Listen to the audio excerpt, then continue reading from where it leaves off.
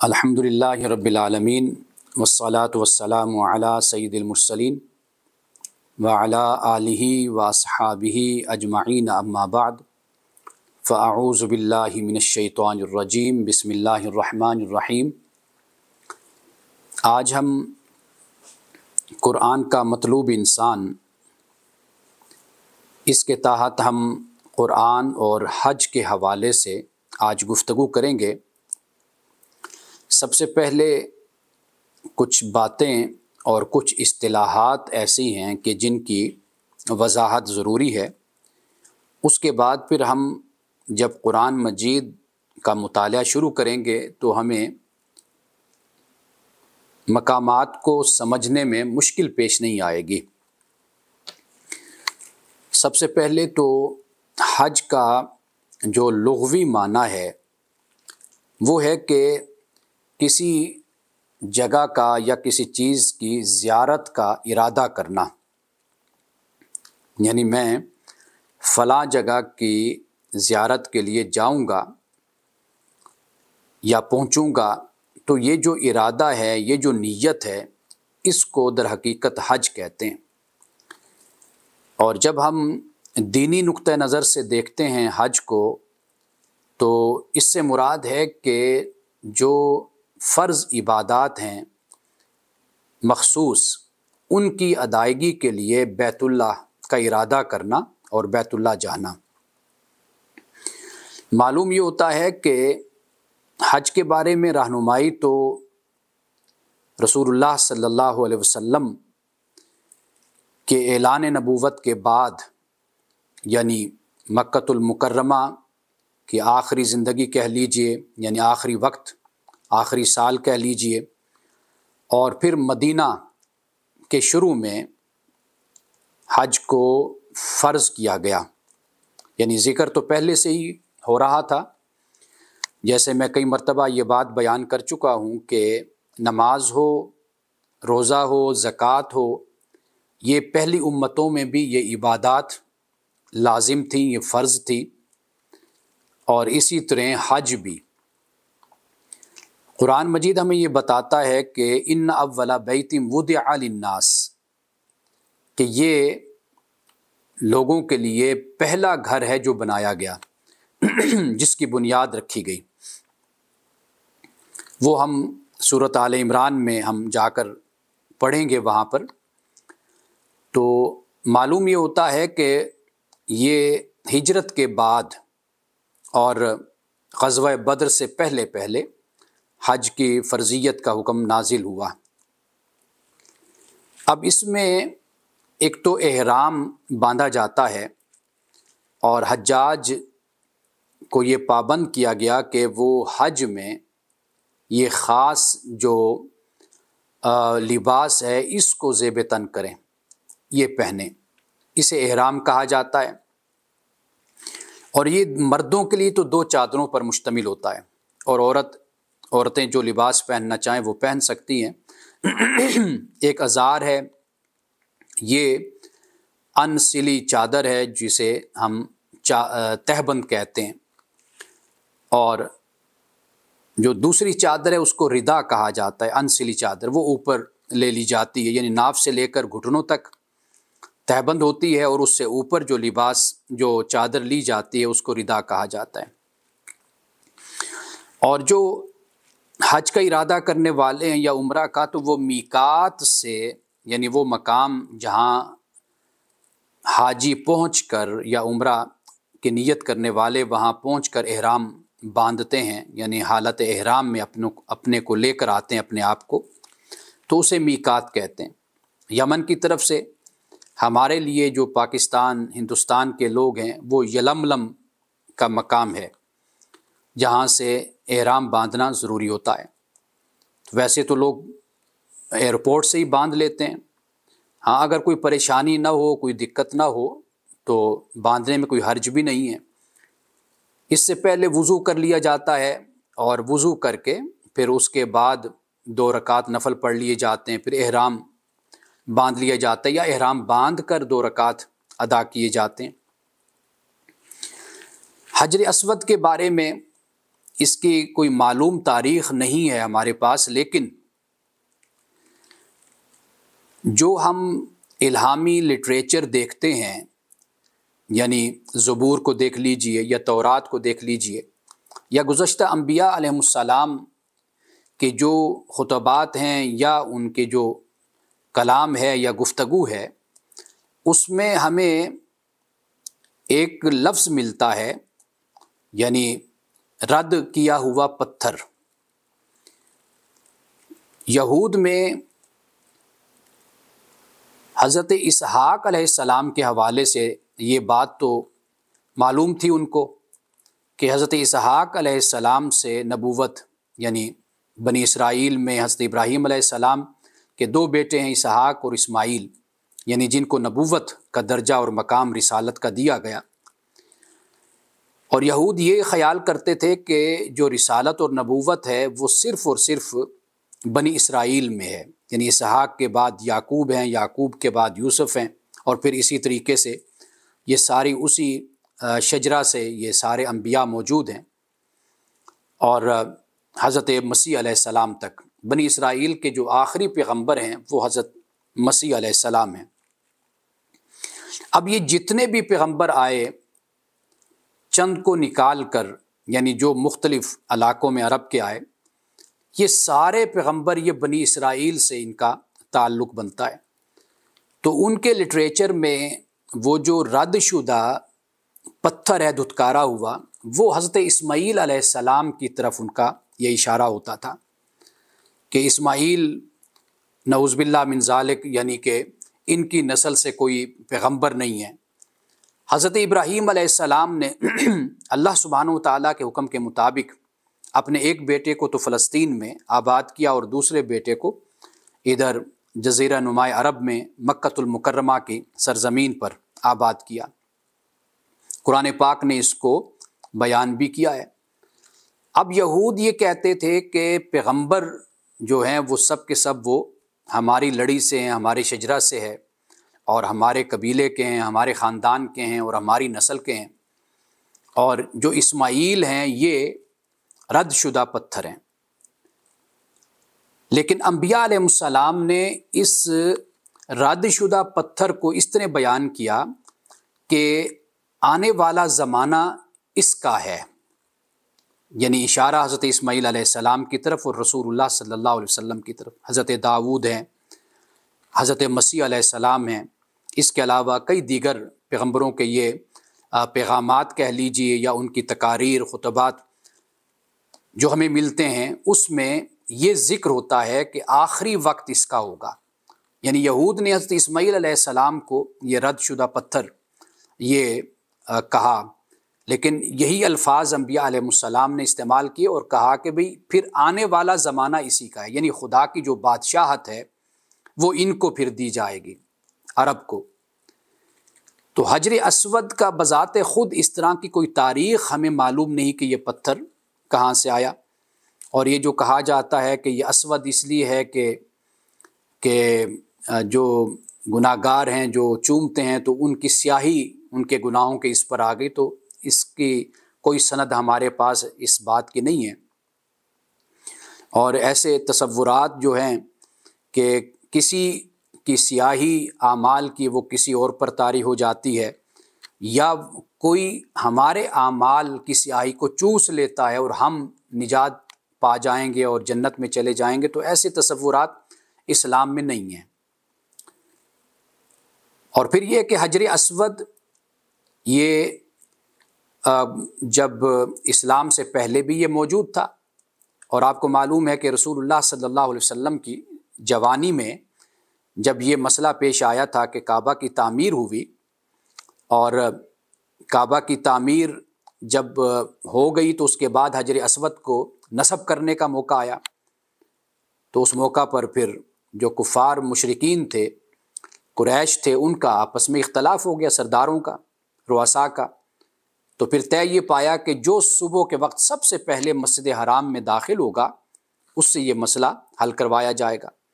حسن اتفاق دیکھیے کہ رسول اللہ صلی اللہ علیہ وسلم تشریف لائے۔ ابھی آپ نوجوان تھے، یعنی پیغمبری کا، نبوت کا آپ نے اعلان نہیں فرمایا تھا،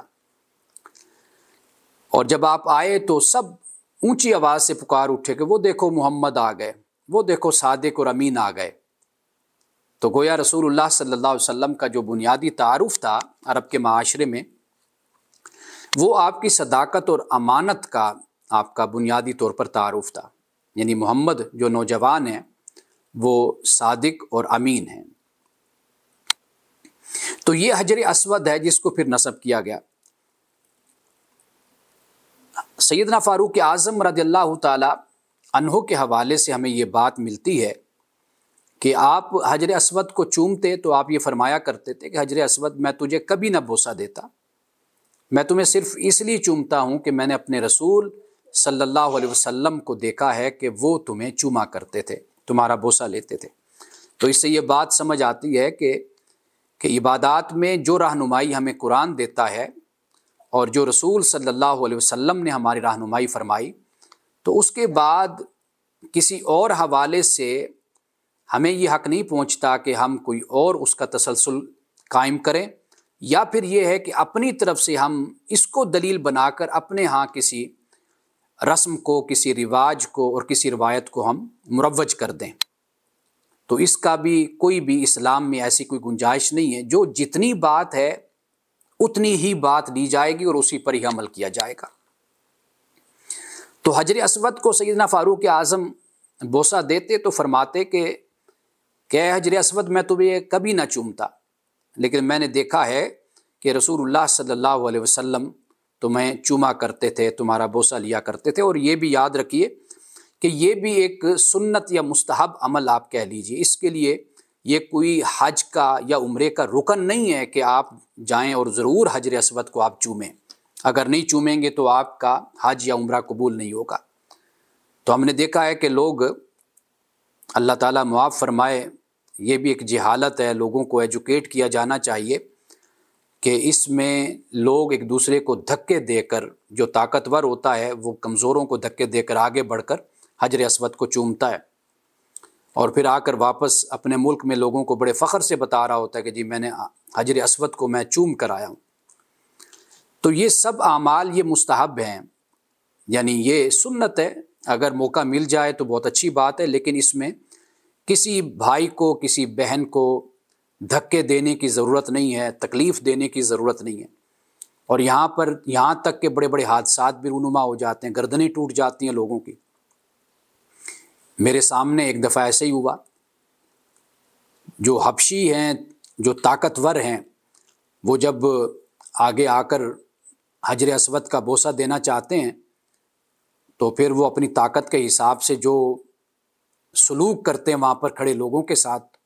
تو یہ بھی ایک ظلم ہے اور اپنے حج کے ثواب کو ضائع کرنے کے مترادف ہے۔ اور ایک عبادت جسے ہم سعی کہتے ہیں، رکن، وہ صفا اور مروہ کے درمیان دوڑنا ہے 7 چکر۔ حضرت ہاجرہ رضی اللہ تعالی عنہ علیہ السلام وہ پریشانی میں آئی تھیں، یہاں پر صفا اور مروہ جو 2 پہاڑیاں تھیں، یہاں پر آپ دوڑی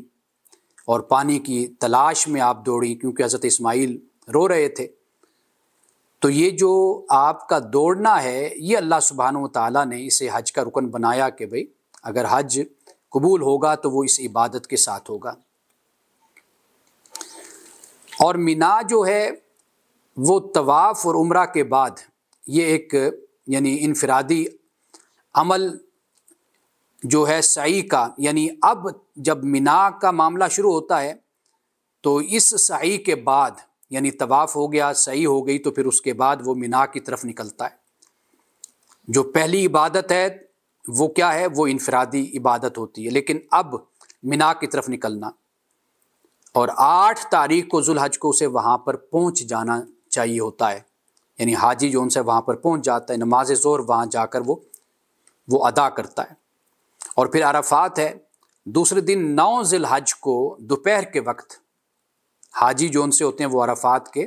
میدان کی طرف پھر کوچ کرتے ہیں، اور عرفات میں ظہر اور عصر کی نمازیں دونوں جمع کرنی ہوتی ہیں، وہاں پر ان کو ادا کرنے کے لیے وقت مقررہ پہ وہاں پر پہنچنا لازم ہوتا ہے۔ اسے وقوف عرفہ کہتے ہیں۔ اگر یہ نہیں ہے تو پھر حج بھی نہیں ہے۔ اور پھر اس کے بعد مغرب تک یہ لبیک اللہم لبیک یہ مل کر پھر سارے حاجی یہ اونچی آواز سے پڑھتے ہیں، یعنی مغرب تک پھر یہ ہوتا ہے۔ پھر مزدلفہ ایک مقام ہے، مزدلفہ پہنچ کر یہ مغرب اور عشاء کی نمازیں یہاں پر اکٹھی پڑھتے ہیں حاجی، اور رات پھر وہاں گزارتے ہیں، اور نماز فجر پڑھنے کے بعد پھر صبح سویرے پھر مینا کی طرف روانہ ہو جاتے ہیں۔ اور پھر مینا میں 10 ذو الحج کو یوم النحر ہے، یعنی قربانی کرنی ہوتی ہے، اور پھر نماز عید ادا کرنے کے بعد جانوروں کی قربانی ہوتی ہے، پھر طواف الافاضہ ہوتا ہے، اور پھر اس کے بعد حاجی سر منڈواتے ہیں یا بال کتروا دیتے ہیں، اور پھر اس کے بعد احرام کھول دیتے ہیں۔ پھر رمی ہوتی ہے، رمی الجمار جس کو کہتے ہیں، جمرہ کا مطلب چھوٹے پتھر ہوتا ہے، تو یہ جمار ہے۔ یوم النحر کے بعد یعنی 3 یا 2 دن مینا میں پھر ٹھہرنے کا حکم ہوتا ہے۔ تو 11ویں 12ویں 13ویں جو یہ تاریخیں بنتی ہیں، پھر جمرۃ العقبہ ہے، الجمرۃ الوسطیٰ ہے، جمرۃ الصغریٰ ہے، یعنی یہ 3 مقام ہیں جہاں پر پھر پتھر مارے جاتے ہیں، کنکریاں ماری جاتی ہیں۔ یہ کچھ بنیادی طور پر یہ مختصر سا تعارف میں نے آپ کو بتا دیا ان مقامات کا۔ اب قرآن پاک میں ان کا ذکر ہوتا ہے تاکہ جب ہم یہ پڑھیں تو آپ پر یہ بات واضح ہو کہ بھئی یہ کس کا نام لیا جا رہا ہے۔ سب سے پہلے تو سورۃ البقرہ آیت نمبر 158 ہے۔ یہاں پر چونکہ کفار نے یعنی ان کے 2 بت یہاں پر موجود تھے، اب مسلمانوں کو یہ مسئلہ تھا کہ بھئی کہ یہ سعی ہم اگر کریں گے تو یہ نہ ہو کہ ہمیں ثواب کے بجائے اجر کے بجائے ہمیں گناہ نہ ہو۔ تو اللہ پاک نے یہ فرمایا کہ ان الصفا والمروۃ من شعائر اللہ، کہ بے شک صفا اور مروہ اللہ کے شعائر میں سے ہے، یعنی اللہ کی یادگاروں میں سے ہے۔ فمن حج البیت، شعائر جیسے حضرت صالح علیہ السلام کی اونٹنی تھی وہ بھی شعائر اللہ میں سے تھی، یعنی گویا کہ ان کا جو احترام ہوتا ہے وہ حقیقت میں اللہ کا احترام ہے، یہ اللہ کی ایک علامت ہے، ایک نشانی ہے، ایک یادگار ہے۔ فمن حج البیت، پس جس نے حج کیا بیت اللہ کا ارادہ کیا، او اعتمر یا عمرہ کیا یا کرے، تو فلا جناح علیہ ان یطوف بہما، تو اس پر کوئی گناہ نہیں ہے کہ وہ ان کا طواف کرے۔ یعنی اس سے یہ ہرگز نہیں سمجھنا چاہیے کہ اگر نہیں بھی کرتا تو کوئی مسئلہ نہیں ہے، یہ در حقیقت اس مشکل کا جواب دیا گیا ہے، بتایا گیا ہے کہ بھئی یہ جو آپ کے ذہن میں خلجان ہے یا ایک پریشانی ہے تو اس پریشانی کو دور کر لو کہ اس کا گناہ نہیں بلکہ اس کا ثواب ہے۔ ومن تطوع خیرا، اور جو کوئی شوق سے کوئی نیکی کرتا ہے تو فإن اللہ شاکر علیم، تو بے شک اللہ تعالیٰ قدردان اور جاننے والا ہے۔ اب یہاں پر سورۃ البقرہ کے آغاز میں ہی اس بات کو بیان کیا۔ اب جہاں پر روزوں کا ذکر ہوتا ہے، ہم نے روزوں پر جو پورا رکوع ہے ہم نے اس کو پڑھا تھا ترجمہ کے ساتھ، اور اس کی میں نے تشریح بھی کی تھی۔ اس کے بعد پھر حج کا ذکر شروع ہوتا ہے۔ فرمایا کہ یسألونک عن الاہلہ، کہ یہ آپ سے اہلہ کے بارے میں پوچھتے ہیں، یعنی چاند کے متعلق، چاندوں کے متعلق، یعنی جو اس کی تاریخیں ہوتی ہیں اس کے متعلق۔ چونکہ ان کے ہاں یہ تھا کہ بھئی چاند جب کفار کے ہاں کہ چاند جب عروج پر جاتا ہے تو وہ مبارک ہوتا ہے، جب گھٹتا ہے تو پھر وہ منحوس ہوتا ہے۔ یعنی اپنی طرف سے ہی یہ باتیں، جہاں پر جہالت ہوتی ہے، خدا کے دین سے دوری ہوتی ہے، تو وہاں پر پھر جہالت اپنے ڈیرے لگا لیتی ہے۔ یہاں مسلمان بھی جب قرآن سے دور ہوتے ہیں یا دور ہیں تو آپ دیکھ لیجئے کہ مردوں میں، خواتین میں کیسی عجیب عجیب قسم کی باتیں سننے کو ملتی ہیں جو انہوں نے اپنی طرف سے گھڑی ہوتی ہیں۔ قرآن سے دلیل چاہیے نا، یا رسول اللہ صلی اللہ علیہ وسلم کی سنت سے کوئی دلیل چاہیے۔ جب وہ نہیں ہے تو پھر اپنے آپ کو پریشان کرنے کی ضرورت کیا ہے؟ خام خواہ اپنے اوپر کسی چیز کو لازم کرنے کی ضرورت کیا ہے؟ اب مثال کے طور پر دیکھیے، لوگوں میں یہ صلاۃ التسبیح ہے، یہ خواتین میں خاص طور پہ بہت رائج ہو چکی ہے، اور خواتین شاید یہ سمجھتی ہیں کہ یہ کوئی پتہ نہیں جمعے سے پہلے اس کا ادا کرنا یا جمعے کے دن ادا کرنا یہ کوئی فرض ہے، اگر یہ ادا نہ کیا تو شاید ایک فرض ہم سے چھوٹ جائے گا، یا جمعے کے برابر کوئی اس کا درجہ ہے۔ تو یہ جو ہمارے ہاں نظریات پروان چڑھتے ہیں، اس کی وجہ بنیادی طور پر یہی ہوتی ہے کہ قرآن سے دوری اور رسول اللہ صلی اللہ علیہ وسلم کی سنت سے دوری، پھر وہاں پر بدعات اور خرافات آ جاتی ہیں۔ آپ سب کچھ پڑھیے لیکن سب سے پہلے قرآن، جیسے رسول اللہ صلی اللہ علیہ وسلم کے پاس صحابہ کوئی آ کر اگر یہ پوچھتا کہ یا رسول اللہ میں تورات پڑھ سکتا ہوں، رسول اللہ فرماتے پہلے قرآن، یعنی پہلے اپنے آپ کو قرآن میں پختہ کرو، سمجھو قرآن کو، اسلام کو، دین کو، پھر اس کے بعد جو چاہو پڑھتے رہو، پھر انسان بھٹکتا نہیں ہے۔ یعنی پہلے قرآن کو بنیاد بناؤ، معیار میزان قرآن ہے، پھر اس کے بعد آپ تصوف کو پڑھیے، آپ دیگر مذاہب کو پڑھیے، آپ جو پڑھنا چاہتے ہیں وہ پھر آپ پڑھتے رہیے، لیکن کم از کم آپ جب کچھ بھی پڑھیں گے آپ کو یہ معلوم ہوگا کہ یہ اللہ کا دین اس کے بارے میں آپ کی کیا رہنمائی کرتا ہے، تو آپ کے لیے قبول اور رد کرنا آسان ہو جائے گا۔ ورنہ لوگ جذبات کے تحت چیزوں پر فیصلہ کرتے رہتے ہیں اور ایسے ایسے عملیات کو اور ایسے ایسے طریقوں کو اختیار کر لیتے ہیں کہ جس کا کوئی دین میں کوئی بھی ثبوت نہیں ہے، کوئی جگہ اور اس کا کوئی مقام بھی نہیں ہوتا، لیکن اچھے بھلے سمجھدار لوگ ہوتے ہیں۔ تو اس لیے پہلے قرآن اور سنت، اس سے آگہی کسی نہ کسی حد تک ایک مسلمان کو ہونی چاہیے تاکہ وہ پھر اس کے مطابق پرکھ کر آگے چلے۔ ہم قرآن اور سنت کو تو نہیں پڑھتے نہ دیکھتے ہیں، لیکن دنیا کے دیگر علوم میں اور دیگر شاخوں میں ہمیں بڑی مہارت حاصل ہوتی ہے، بہت زیادہ ہم پڑھتے ہیں، فلسفے کو پڑھ رہے ہوتے ہیں، لیکن قرآن کی جو بنیادی تعلیم ہے، جو معیار ہے، جو اصول ہے، ہم اس سے محروم ہوتے ہیں، جس کی وجہ سے پھر گمراہی پھیلتی چلی جاتی ہے۔ اب دیکھیے فرمایا قل یہ مواقیت للناس بالحج، یہ جو چاند کا اتار چڑھاؤ اور یہ جو معاملات ہیں، کہا کہ بھئی یہ تو لوگوں کے لیے اوقات ہیں اور حج کے ہیں۔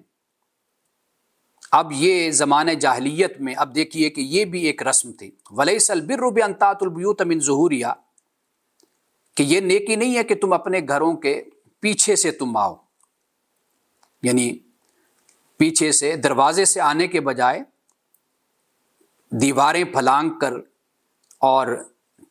پچھواڑے سے آؤ یا آگے سے، یعنی بس دروازے سے نہیں آنا۔ کیوں کہتے ہیں کہ جی چونکہ جب ہم حج کے لیے گئے تھے اسی دروازے سے گزر کر گئے تھے،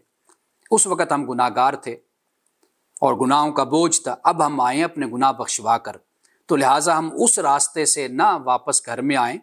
جس راستے سے جاتے ہوئے ہم گناہ گار تھے۔ اب یہ دیکھیے نہ قرآن اس پہ کوئی بات کرتا ہے، اللہ کی کتاب، نہ ابراہیمی ملت میں اور دین میں اس کا کوئی ذکر ہے،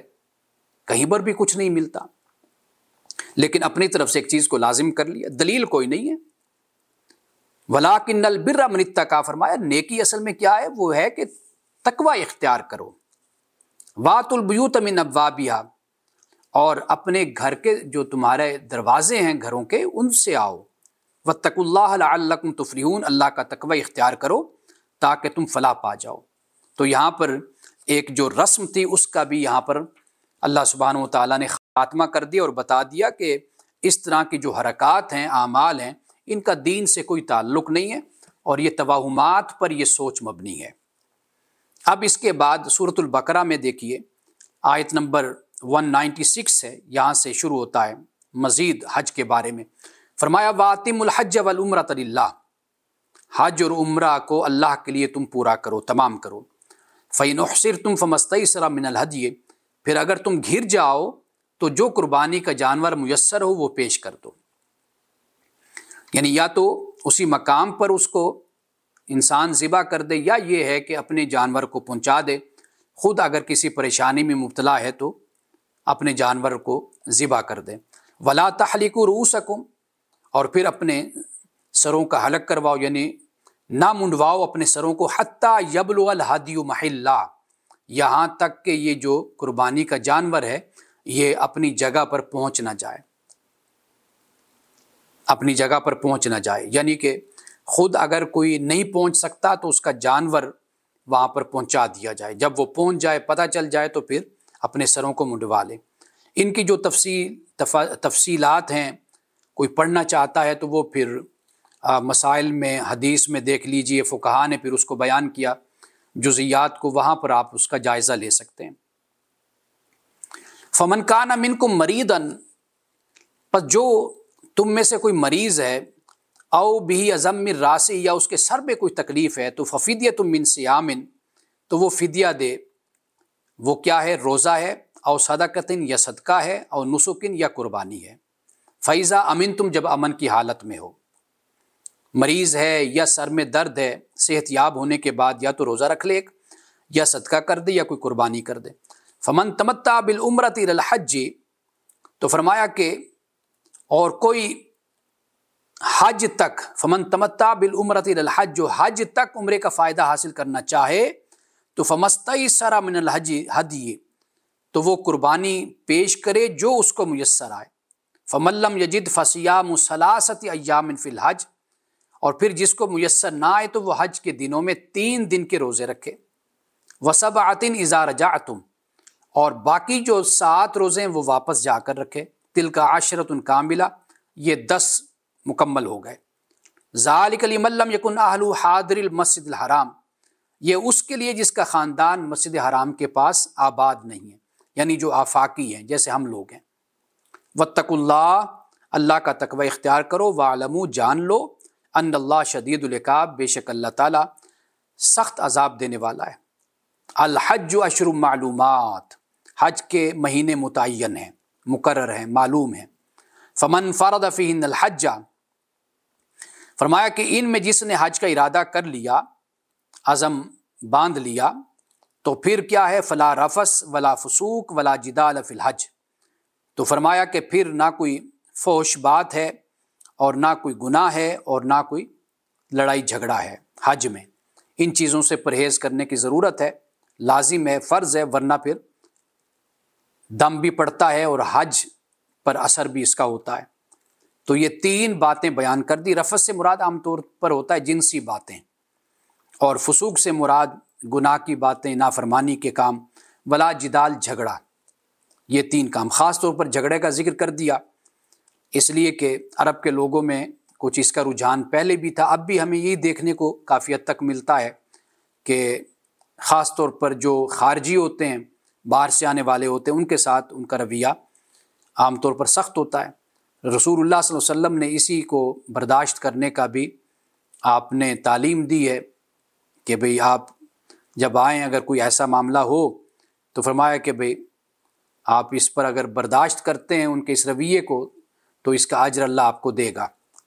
تو یہاں پر جدال کا خاص طور پر ذکر کر دیا، اور اس وقت تو خاص طور پر یعنی ایسی صورتحال پیدا ہوتی تھی، وہ قوم کے جو 40 سال تک لڑتی تھی، نسل در نسل لڑتی تھی اور جنگیں جاری رہتی تھی، اور وہ جو محترم مہینے ہیں ان مہینوں کی گنتی کو بھی آگے پیچھے کر دیا کرتے تھے۔ یعنی رجب کا مہینہ ہے، اس میں لڑائی آگے تو چلے کوئی بات نہیں، لڑائی کر لیتے ہیں، اور شعبان کے مہینے پھر لڑائی نہیں کریں گے، تو یعنی رجب کی جگہ شعبان کے مہینے کو رکھ لیا، یہ دیکھ لیا کہ چلو رمضان میں کر لیں گے۔ یعنی وہ ایگزیکٹ جو مہینہ ہے جو اللہ تعالیٰ نے حکم دیا اس کو چھوڑ کر اس میں لڑائی کر لی، اللہ کی خلاف ورزی کر لی احکام کی، اور وہ مہینہ کسی اور مہینے کے بدلے میں پھر امن کے ساتھ گزارا۔ وَمَا تَفْعَلُوا مِنْ خَيْرٍ يَعْلَمُهُ اللَّهُ، اور فرمایا کہ جو نیکی کا کام تم کرو گے اللہ اس کو جانتا ہے۔ وَتَزَوَّدُوا فَإِنَّ خَيْرَ الزَّادِ التَّقْوَىٰ، اور زاد راہ لے لیا کرو، لیکن یہ بات یاد رکھو کہ بہترین زاد راہ تقویٰ ہے۔ اب یہ بھی ایک جاہلانہ طریقہ تھا کہ بھئی اپنے ساتھ کچھ لے کر نہیں جانا، کہ بھئی ہم روحانی سفر پر جا رہے ہیں تو لہٰذا یہ جو ہماری طبعی ضرورت ہے، کھانے کی، پینے کی، بھوک کی، پیاس کی، جسمانی ضرورت ہے، اس کو ہم چھوڑ کر جائیں، یہ ہم ساتھ نہ لے کر جائیں۔ یہ ایک ان کے ہاں طریقہ تھا، تو اللہ تعالیٰ نے فرمایا کہ نہیں، وَتَزَوَّدُوا، جب حج کے لیے نکلو تو زاد راہ لے کر چلو۔ اور یہ بھی رسم تھی کہ جی حج کے موقع پر کاروبار نہیں کرنا چاہیے، تو اللہ تعالیٰ نے آگے یہیں پر ہی اس کی اجازت بھی دی کہ بھئی تم کاروبار بھی کر سکتے ہو، اللہ کے رزق کو تم تلاش کر سکتے ہو، لیکن مقصود اور پیش نظر تمہارے حج رہے، اللہ کی رضا اور اس کی خوشنودی رہے۔ تو دنیا سے کوئی ٹکراؤ نہیں ہے، کوئی تصادم نہیں ہے، تو دنیا کوئی مردار بھی نہیں ہے، دنیا بہت اچھی جگہ ہے اور بہت اچھی چیز ہے، اس سے محبت کرنی چاہیے اور اچھی زندگی گزارنی چاہیے۔ اللہ کے بندوں نے بہت اچھی زندگی گزاری ہے، اس کو حقیر اور اس کو کم تر نہیں خیال کیا جانا چاہیے۔ ہاں، آخرت کے مقابلے میں اس کی ترجیح اس کو حاصل نہیں ہے، آخرت کو ترجیح حاصل ہے۔ دنیا کے مقابلے میں ایمان کو ترجیح حاصل ہے، دنیا کے مقابلے میں اسلام کو ترجیح حاصل ہے، دنیا کے مقابلے میں اللہ کے حکم کو ترجیح حاصل۔ یہ بات ہے اپنی جگہ پر۔ یہ ایسے ہی ہے کہ جیسے انسان اپنے کاز کے لیے، اپنے مقصد کے لیے انسان اپنا وقت بھی لگاتا ہے، اپنی دولت بھی لگاتا ہے، اپنا تن من دھن قربان کرتا ہے، تو جب مقابلے میں ایک چیز آ جاتی ہے تو پھر آپ کس کو ترجیح دیتے ہیں، یہ اصل چیز ہوتی ہے۔ لیکن معمول کی زندگی انسان گزارتا ہے، اللہ کے حکم کے مطابق گزارے۔ دنیا آخرت کے مقابلے میں، دین کے مقابلے میں دنیا نہیں ہے۔ تو لہٰذا اللہ نے اس بات کو بیان کر دیا کہ بھئی جب تم نکلو تو زادرہ ساتھ لے کر چلو۔ اب وہ سفر اونٹوں پر، گھوڑوں پر ہو رہے ہیں، اور پیدل لوگ سفر کرتے تھے، اور اس کے علاوہ بحری سفر ہوتے تھے۔ بحری سفر تو بعد میں شروع ہوئے،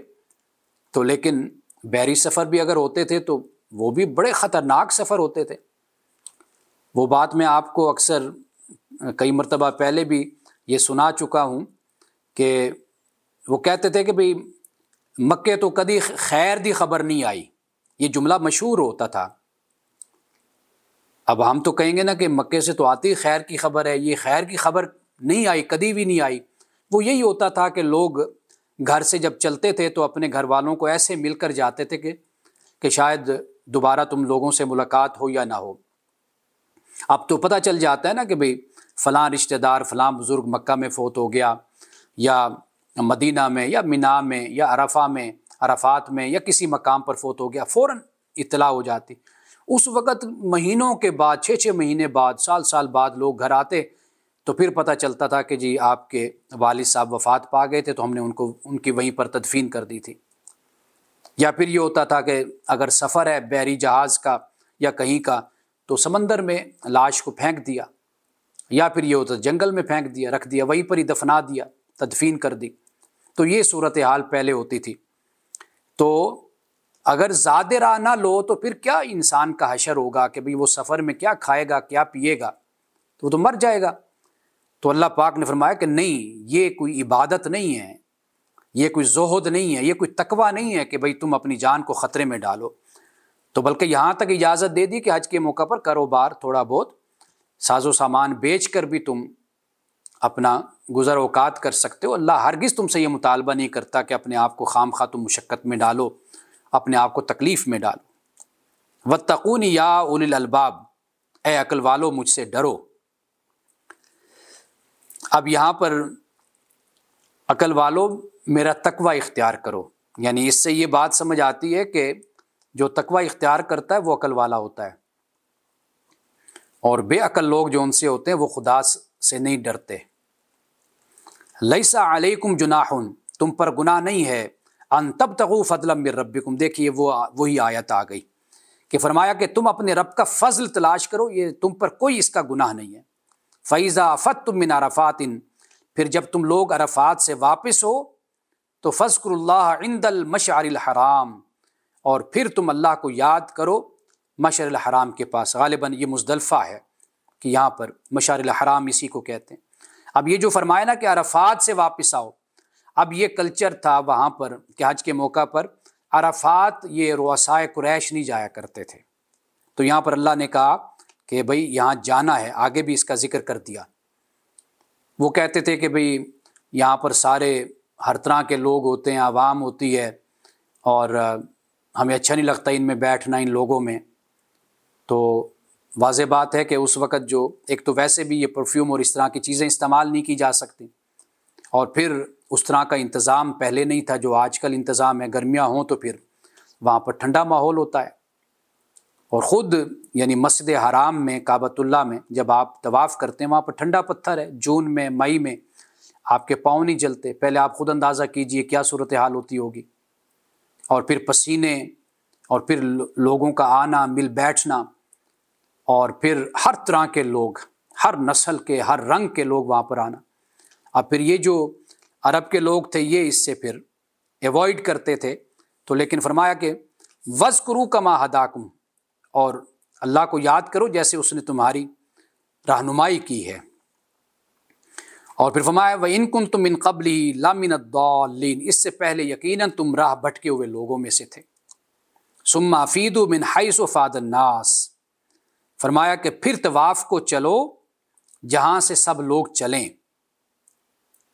یہ وہی بات ہو گئی کہ جہاں پر سارے لوگ جہاں سے چلتے ہیں پھر وہیں سے تم نے آگے چلنا ہے۔ ایسا نہیں کرنا کہ پھر تم اپنا ہی کوئی ٹھکانہ بنا لو VIP اور وہاں پر تم رہو اور پھر اس کے بعد تم نکلو کہ بھئی ان کے ساتھ، عوام کے ساتھ اور ان لوگوں کے ساتھ نہیں چلنا، ہمیں ان سے بو آتی ہے۔ وَاسْتَغْفِرُوا اللَّهَ، اور اللہ کا استغفار کرو، اللہ سے مغفرت مانگو، ان اللہ غفور رحیم، تو بے شک اللہ تعالیٰ غفور رحیم ہے۔ فَإِذَا قَضَيْتُم مَنَاسِكَكُمْ، اور جب تم مناسک حج کو پورا کر لو تو فَاذْكُرُوا اللَّهَ، تو اللہ کو یاد کرو، کہ ذکرکم آباءکم، جیسے تم اپنے آبا کو یاد کرتے تھے، بلکہ او وشد ذکر، بلکہ اس سے بھی زیادہ یاد کرو۔ اب دیکھیے فرمایا فَمِنَ النَّاسِ مَن يَقُولُ رَبَّنَا آتِنَا فِي الدُّنْيَا وَمَا لَهُ فِي الْآخِرَةِ مِنْ خَلَاقٍ، بعض لوگ ایسے ہیں جو کہتے ہیں ہمارے رب ہمیں دنیا میں دے دے، اور فرمایا کہ ان کے لیے آخرت میں کوئی حصہ نہیں ہوگا۔ وَمِنْهُم مَّن يَقُولُ رَبَّنَا آتِنَا فِي الدُّنْيَا حَسَنَةً وَفِي الْآخِرَةِ حَسَنَةً، اور کچھ لوگ ایسے ہیں کہ جو کہتے ہیں ہمارے رب ہمیں دنیا میں بھی اچھا عطا کر اور آخرت میں بھی اچھا عطا کر۔ یہ ہے اعتدال، توازن۔ وَقِنَا عَذَابَ النَّارِ، اور ہمیں آگ کے عذاب سے بچا۔ وہ جو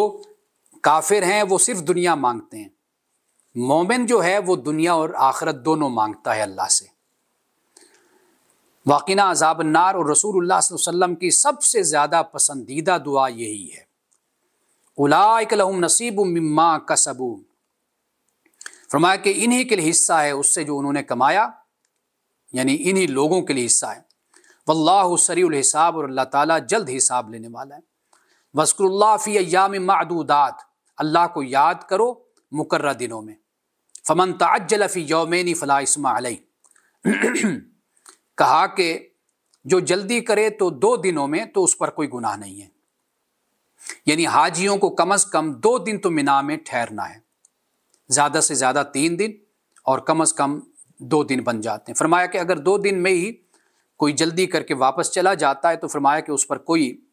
حرج نہیں ہے، نہ کوئی گناہ ہے۔ وَمَن تَأَخَّرَ فَلَا إِثْمَ عَلَيْهِ، اور جو تاخیر بھی کر لے تو اس پر بھی کوئی گناہ نہیں۔ لِمَنِ اتَّقَىٰ، یہ اس کے لیے جو اللہ سے ڈرے، اللہ کا تقوی اختیار کرے۔ وَاتَّقُوا اللَّهَ، اللہ کا تقوی اختیار کرو۔ وَاعْلَمُوا، اور جان لو، أَنَّكُمْ إِلَيْهِ تُحْشَرُونَ، کہ بے شک تمہیں اسی کی طرف جمع ہونا ہے۔ یہ جتنی تربیت اور جو ماحول بنتا ہے مزدلفہ میں، عرفات میں، منا میں اور طواف میں، سعی میں، یہ سب کیا ہے؟ یہ وہی پریکٹس ہے، تمہیں یاد دہانی کروائی جا رہی ہے کہ دیکھو اسی طرح ایک دن آئے گا، اسی طرح میدان میں تم اللہ کی بارگاہ میں حاضر ہوگے۔ اب اس کے بعد فرمایا، یہ سورۃ آل عمران ہے، آیت نمبر ہے 96، فرمایا ان اول بیت وضع للناس، کہ بے شک جو پہلا گھر لوگوں کے لیے بنایا گیا، للذی ببکۃ مبارکا وہدی للعالمین، اور وہ وہی ہے جو مکہ میں ہے، برکت والا اور سارے جہان کے لیے ہدایت کا یہ مرکز ہے۔ اب وہ بکہ کہہ لیں یا مکہ، اب وہ جو یہود تھے انہوں نے اس بکہ کو بگاڑ کر بکا بنا لیا اور یہ ثابت کرنے کی کوشش کی کہ یہ مکہ میں یہ کوئی مقام، یعنی یہ عرب میں کوئی مقام نہیں ہے، یہ تو ادھر ہمارے ہاں ہے۔ ایسے ہی دیگر الفاظ بھی انہوں نے اپنا بگاڑ لیے، ان میں تحریف کر لی۔ فیہ آیات بینات مقام ابراہیم، اور اس میں واضح آیات ہیں، مقام ابراہیم ہے۔ ومن دخلہ کان آمنا، اور جو یہاں داخل ہو گیا تو وہ امن میں آ گیا۔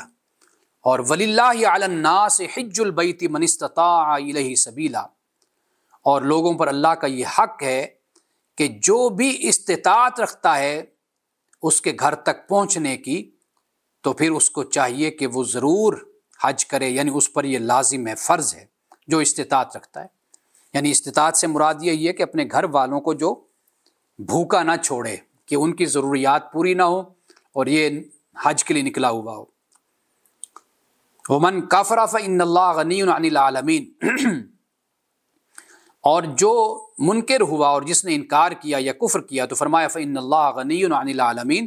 تو بے شک اللہ تعالیٰ غنی ہے تمام جہانوں سے، یعنی اللہ کو اس کی کوئی ضرورت نہیں ہے، وہ اس کی حاجت نہیں رکھتا،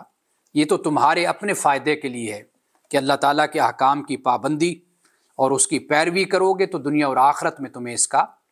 اللہ تعالیٰ اجر اور اس کی جزا عطا کرے گا۔ اب یہ آخری مقام ہے سورۃ الحج کہ جس میں حج کو اور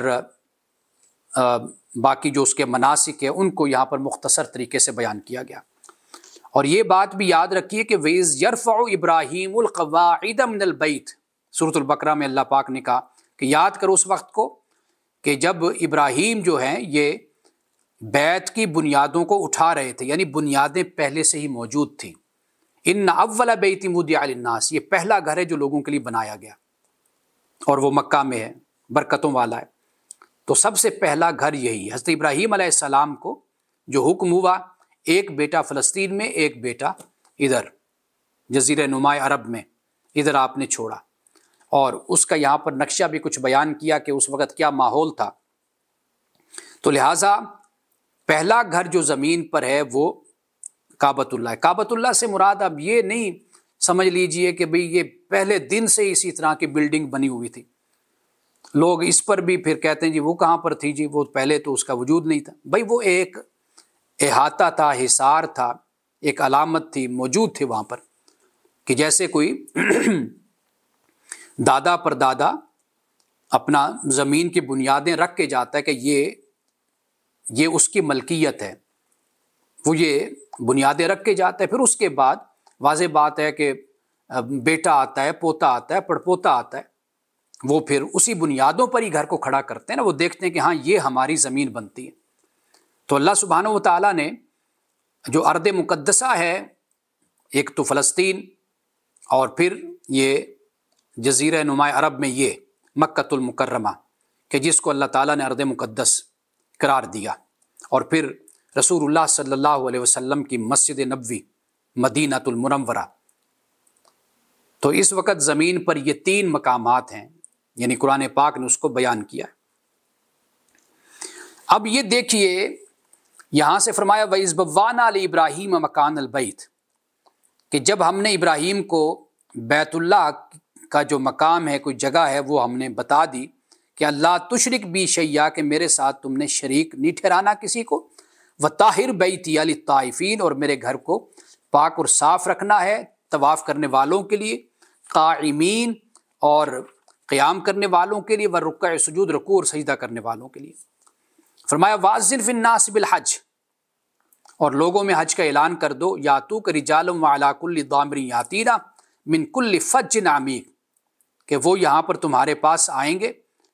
پیدل چل کر آئیں گے، اور اپنے کمزور یا دبلے پتلے اونٹوں پر سوار ہو کر آئیں گے دور دراز علاقوں سے، لِيَشْهَدُوا مَنَافِعَ لَهُمْ، تاکہ وہ اپنے فائدہ کی جگہوں پر پہنچیں، وَيَذْكُرُوا اسْمَ اللَّهِ فِي أَيَّامٍ مَّعْلُومَاتٍ، اور چند معلوم دنوں میں اللہ کے، یعنی ان چوپائیوں کو، علی ما رزقہم من بہیمۃ الانعام،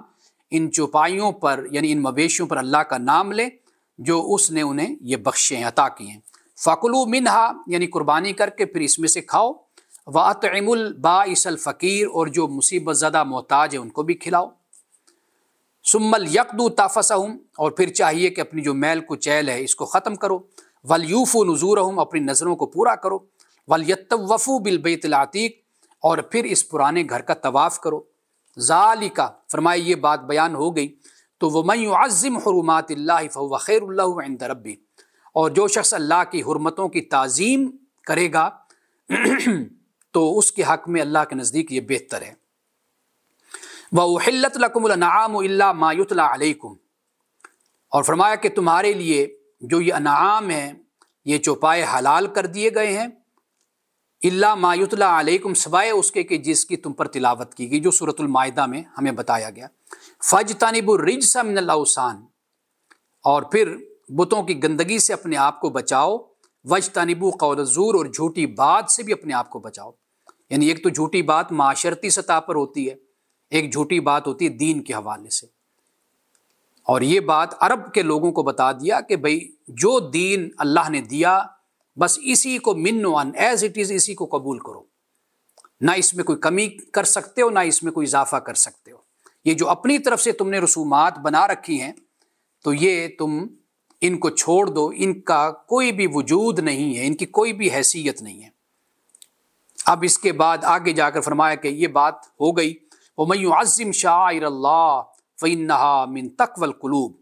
اور فرمایا کہ جو اللہ کے شاعر کی تعظیم کرتا ہے، اس کا لحاظ کرتا ہے، تو فرمایا یہ دل کے تقویٰ کی بات ہے، یعنی جس کا دل اللہ کی طرف متوجہ ہے اخلاص کے ساتھ اور حسن نیت کے ساتھ جو ہوتا ہے شخص، وہی اصل میں اللہ کے شاعر کی تعظیم کرتا ہے، ان کا لحاظ کرتا ہے۔ تو لہٰذا جب لوگ حج پر جائیں، عمرے پہ جائیں، تو ان باتوں کو ہمیشہ پیش نظر رکھیں، ایسا رویہ مت اختیار کریں کہ جس سے وہ اپنی عبادات کو ضائع کریں، اور خاص طور پر جب معلم ساتھ ہوتا ہے بتانے والا، تو ایسے ایسے واقعات سننے کو ملتے ہیں کہ دل کانپ اٹھتا ہے کہ بھئی آپ ایسی جگہ پر گئے، اللہ نے آپ کو توفیق دی، آپ کی خوش نصیبی ہے کہ آپ وہاں پر گئے۔ تو اس پر باقاعدہ ایک صاحب نے آرٹیکل لکھا تھا، اگر وہ مجھے مل گیا تو میں گروپ میں شیئر کر دوں گا آپ کے ساتھ، کہ بدقسمتی سے لوگ کینچی ساتھ لے کر جاتے ہیں اور چھپ چھپ کے غلاف کعبہ کاٹنے کی کوشش کرتے ہیں، اور مسجد نبوی میں ہوں گے تو وہاں پر ان کی کوشش ہوگی کہ کوئی ٹکڑا وہاں سے کاٹیں، اور اس کو بطور تبرک کے پھر لاتے ہیں اور بطور تبرک کے کہتے ہیں اس کو۔ تو یہ جو طریقہ ہے یہ گویا کہ اپنے ثواب اور اپنے اجر کو، اس سے بہتر ہے کہ پھر انسان نہ جائے، کہ جہاں پہ انسان جا رہا ہے اس کے آداب ہیں، ٹکٹس ہیں، وہاں پر تو صورتحال بہت ہی حساس ہے، سینسٹیو ہے، کوئی معمولی وہ جگہ نہیں ہے، جسے خدا اپنا گھر کہتا ہے اور اس مقام کو مقدس قرار دیتا ہے، تو وہاں جا کر اگر اس طرح کی حرکتیں ایک مسلمان، ایک مومن اپنی جہالت اور کم علمی کی وجہ سے کرے تو یہ کتنا یعنی نقصان کا معاملہ ہو جاتا ہے۔ تو وہ آرٹیکل مجھے مل گیا تو میں وہ آپ لوگوں کے ساتھ شیئر کروں گا، خاص طور پر پاکستانیوں کے حوالے سے ہے وہ، کہ یہ پاکستانی وہاں جا کر کیا کرتے ہیں۔ یہ چند احادیث حج کے حوالے سے حضرت عبداللہ ابن عباس رضی اللہ تعالی عنہما روایت کرتے ہیں، کہتے ہیں کہ رسول اللہ صلی اللہ علیہ وسلم نے فرمایا کہ تعجلوا للحج یعنی الفریضہ، اے لوگو اگر تم پر حج فرض ہو چکا ہو تو اس کی ادائیگی میں جلدی کرو۔ فإن أحدكم لا يدري ما يعرض له، تو فرمایا کہ اس لیے کہ تم میں سے کوئی نہیں جانتا کہ کب کیا رکاوٹ پیش آ جائے، کب کوئی مسئلہ کھڑا ہو جائے تو پھر وہ اس سعادت سے محروم ہو جائے۔ تو فرمایا جب حج فرض ہوتا ہے تو پھر اس کے بعد فوری طور پر اپنے حج کو ادا کرو۔ اور حج کو ترک کرنے والوں کے حوالے سے فرمایا، حضرت ابو امامہ سے یہ روایت ہے، کہتے ہیں کہ رسول اللہ صلی اللہ علیہ وسلم نے فرمایا کہ من لم تحبسہ حاجۃ ظاہرۃ او مرض حابس او سلطان جائر ولم یحج فلیمت ان شاء یہودیا وشاء نصرانیہ۔ حضرت ابو امامہ روایت کرتے ہیں کہ اگر کسی شخص کو واقعی کوئی محتاجی نہیں، وہ بیمار بھی نہیں ہے، اور کسی ظالم اقتدار کی طرف سے یعنی سلطان کی طرف سے اسے رکاوٹ بھی کوئی لاحق نہیں ہے، دو ہی رکاوٹیں ہو سکتی ہیں، یعنی بیمار ہے یا کسی ایسے ظالم بادشاہ کے حکمران کی حکومت ہے کہ بھئی وہ یا ادھر ہے کہ حج کے لیے نہیں جا سکتا، یا ادھر ہے کہ وہ جانے نہیں دیتا، تو فرمایا کہ پھر بھی حج نہیں کرتا، تو فرمایا کہ پھر چاہے وہ یہودی ہو کر مرے یا نصرانی ہو کر مرے، یعنی پھر اس سے خدا کو کیا غرض بلا، کہ جو شخص مسلمان ہے، مومن ہے، استطاعت رکھتا ہے، وسعت رکھتا ہے، سب کچھ رکھتا ہے، اس کے باوجود حج نہیں کرتا، تو فرمایا کہ پھر اس کے اس اسلام کا، اس مومن کا کیا فائدہ، نہ اس کو اور نہ اللہ کو اس سے کوئی غرض ہے کہ بھئی ایسا شخص کہ جو اس کو ماننے والا ہے اور ایک فرض عبادت کی طرف متوجہ نہیں ہوتا۔ اب یہ حضرت جابر رضی اللہ تعالیٰ عنہ روایت کرتے ہیں، کہتے ہیں رسول اللہ صلی اللہ علیہ وسلم نے فرمایا کہ الحجاج والعمار وفد اللہ، کہ حج اور عمرہ یعنی یہ جو چھوٹا حج ہے عمرہ کرنے والے یہ اللہ کے معزز مہمان ہیں، وفد ہیں اللہ کے۔ دعاہم فاجابوہ وسالوہ فاعطاہم، تو فرمایا کہ اللہ نے انہیں اپنے یہاں آنے کے لیے کہا تو وہ اس کی بارگاہ میں حاضر ہوئے، اور انہوں نے اللہ کی جناب میں جو بھی درخواست پیش کی تو اللہ نے ان کی درخواست کو قبول کر لیا۔ اور حج اور عمرہ کے بارے میں فرمایا کہ قال، حضرت ابو ہریرہ کہتے ہیں کہ رسول اللہ نے فرمایا کہ جہاد الکبیر والضعیف والمرأۃ الحج والعمرہ، فرمایا کہ بوڑھوں، کمزوروں اور عورتوں کا کے لیے جو حج اور عمرہ ہے اس کا ثواب جہاد کے برابر ہے۔ یعنی عام طور پر خواتین جہاد پر نہیں جاتی تھی، مرد لڑتے تھے جا کر، خواتین اگر جاتی تھیں تو وہ پانی پلانے کے لیے یا زخمیوں کی مرہم پٹی کے لیے جاتی تھی یا کوئی اور مدد کرنے کے لیے۔ تو فرمایا کہ خواتین کا جو جہاد ہے وہ در حقیقت حج اور عمرہ ہے۔ حضرت عبداللہ ابن عمر رضی اللہ تعالی عنہما یہ روایت کرتے ہیں، کہتے ہیں کہ ایک آدمی نے رسول اللہ صلی اللہ علیہ وسلم سے پوچھا کہ حاجی کون ہے، یعنی حج کرنے والا جو شخص اس کے اندر کیا خوبی ہونی چاہیے۔ آپ نے فرمایا کہ جس کے بال پرا گندہ ہوں، بکھرے ہوئے، اور جو میلے کچیلے کپڑے پہنے رہے، یعنی بے شک جو بھی ہو جائے وہ اسی حالت میں رہے۔ اور پھر اس نے پوچھا کہ حج کے افعال میں سے کون سا فعل ثواب کے لحاظ سے بڑا ہوا ہے، زیادہ اس کا ثواب ہے۔ آپ نے فرمایا کہ بلند آواز سے لبیک والی دعا پڑھنا، لبیک اللہم لبیک لا شریک لک لبیک ان الحمد والنعمہ، اور قربانی کرنا۔ اور پھر اس نے پوچھا کہ یا رسول اللہ صلی اللہ علیہ وسلم بس سبیل کیا ہے، یعنی راستہ۔ فرمایا کہ سواری اور راستے کا خرچ مراد ہے اس سے، یعنی ایسے نہیں ہے کہ بھئی منہ اٹھا کر نکل چلو۔ جو توکل ہے، یعنی ہم انشاءاللہ کل سے سورۃ یوسف جب ہم شروع کریں گے نا تو میں آپ کو بتاؤں گا کہ تدبیر اور تقدیر یہ دونوں ساتھ ساتھ ہوتی ہیں۔ انسان اپنی طرف سے مکمل طور پر تدبیر کرتا ہے، پلاننگ کرتا ہے، حکمت عملی بناتا ہے، باقی نتیجہ اللہ پر چھوڑ دیتا ہے۔ یہ ہوتا ہے تدبیر اور تقدیر، یہ پیرلل دونوں ساتھ چلتے ہیں، اور اسی کا نام توکل ہے۔ اہل عرفات پر جو اللہ کرم فرماتا ہے، رحمت فرماتا ہے، حضرت عبداللہ ابن عمر کہتے ہیں کہ رسول اللہ صلی اللہ علیہ وسلم نے فرمایا کہ جب حاجی لوگ عرفات میں آ کر قیام کرتے ہیں اور پھر دعا اور گریہ وزاری میں مشغول ہو جاتے ہیں تو اللہ تعالیٰ آسمان دنیا سے تک آ جاتے ہیں، دنیا کے آسمان تک آ جاتے ہیں، اور فرشتوں سے فرماتے ہیں میرے ان بندوں کو دیکھو، بال بکھرے ہوئے، غبار سے اٹے ہوئے دیکھو، میرے پاس یہ اس حالت میں آئے ہیں۔ یہ فرشتوں کو اللہ تعالیٰ، یعنی جب آدم کو پیدا کیا تو فرشتے کہنے والے تھے کہ مولا کیا اتجعل فیہا من یفسد فیہا ویسفک الدماء، اے اللہ کیا تو اس کو پیدا کرے گا کہ جو خون بہائے گا، زمین پہ فساد کرے گا؟ قال انی اعلم ما لا تعلمون، فرمایا میں زیادہ جانتا ہوں، تم نہیں جانتے جو میں جانتا ہوں۔ یہ اللہ پاک نے فرمایا۔ اب انہی فرشتوں کو اللہ کہتا ہے کہ آؤ ذرا میرے ان بندوں کو تو دیکھو کہ بال بھی بکھرے ہوئے ہیں اور غبار سے اٹے ہوئے ہیں بال، اور یہ میرے پاس اس حالت میں آئے ہیں۔ تو بس اتنے الفاظ ملتے ہیں کہ اللہ پاک یہ فرماتا ہے، تو گویا کہ اس سے اشارہ کیا ہے، اجر اور ثواب کی طرف ہے، کہ جب اللہ تعالیٰ یہ بیان نہ فرمائے نا تو اس کا مطلب یہ ہوتا ہے کہ جو دیا جائے گا وہ بے حساب ہوگا۔ حضرت علی رضی اللہ تعالیٰ عنہ روایت کرتے ہیں، فرمایا کہ رسول اللہ صلی اللہ علیہ وسلم نے فرمایا کہ یا ایھا الناس، اے لوگو قربانی کرو، جانوروں کا خون اخروی ثواب کی نیت سے بہاؤ، واحتسبوا بدمائھا، یعنی فإن الدم، یعنی جو خون بہاؤ تو اچھی نیت کے ساتھ کہ اللہ سے اجر لینا۔ کیوں؟ اس لیے کہ فرمایا فإن الدم وإن وقع على الأرض فإنه يقع في حرز اللہ،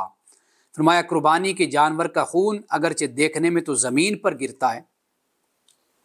لیکن حقیقتاً